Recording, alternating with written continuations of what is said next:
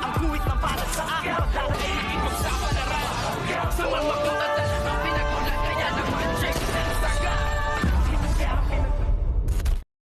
Good morning mga kachikas and welcome sa aking munting channel. Galit na galit at gigil na gigil nga itong si Olga nang sabihin niya nga sa harapan nitong si Marites ang katotohanan na kaya siya naghihiganti ay dahil nga nakipagmabutihan itong ngang si Marites dito nga kay Ramon, at nagulat nga itong si Marites sa lahat nga ng sinabi nitong ngang si Olga sa kanyang harapan nang banggitin niya nga ang pangalan ni Ramon.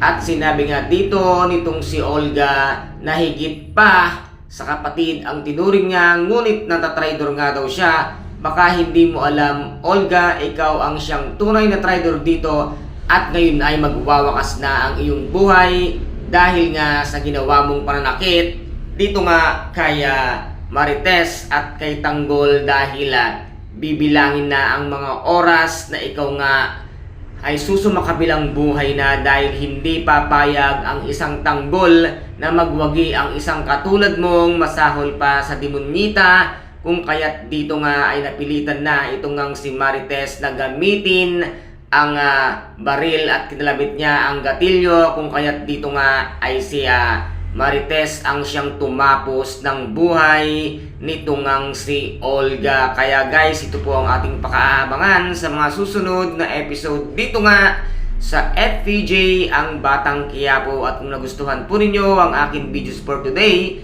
paki-subscribe na lamang po ng aking channel, paki-like and share para maging update kayo sa lahat ng gagawin kong videos. Maraming salamat po. Ingat, God bless and bye-bye!